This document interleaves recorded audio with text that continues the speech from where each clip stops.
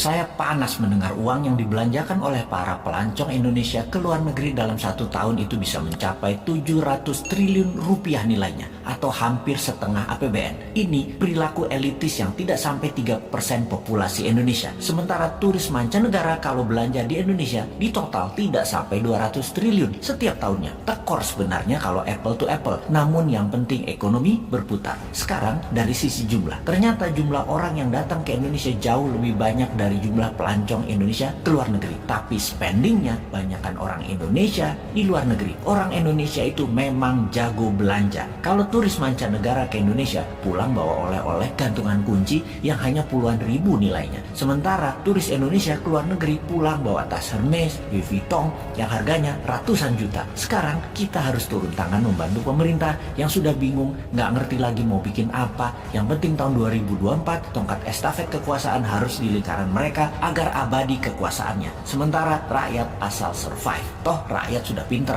otopilot semua cari makannya. Bagaimana membantunya? Nah, ini bedanya New Mind dengan oposisi pengkritik, yang bisanya oposisi itu lihat kejelekan pemerintah, tetapi nggak tahu juga solusinya apa. Kalaupun ada solusinya, hanya normatif. Kita lompat sebentar keluar topik, nanti balik lagi memutar ekonomi wisata agar tidak keluar negeri. Saat ini di media-media juga orang-orang di tempat tongkrongan membicarakan 2024 siapa presiden dan wapresnya Indonesia. Maka banyak nama digadang-gadang. Nama-nama itu modalnya gampang. Bayar aja lembaga survei untuk memasukkan nama mereka, walaupun mereka hanya 1 di antara 10 orang. Pokoknya masuk aja nama mereka dulu. Lalu mulai dibangun citra mereka masing-masing. Yang hebatnya, siapapun mereka itu, tanya satu hal. Konsep bernegaranya apa ketika nanti mereka memimpin negara? Maka jawaban mereka pasti normatif, pasti umum-umum saja, seperti stop impor, stop hutang, pro UKM, dan lain sebagainya. Dan faktanya nanti ketika menjabat, semuanya tidak bisa dijalankan karena tidak tahu bagaimana caranya. Mereka semua itu hanya manuver politik, dan di otaknya hanya bagaimana menjadi populer dan bagaimana menang mendapatkan kursi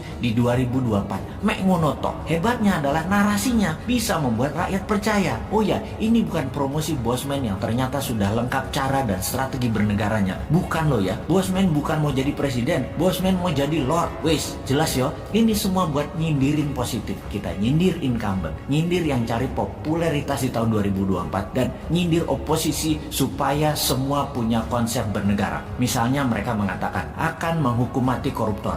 Itu Bosman sudah usulkan. Cari lain lagi, pajak diturunkan.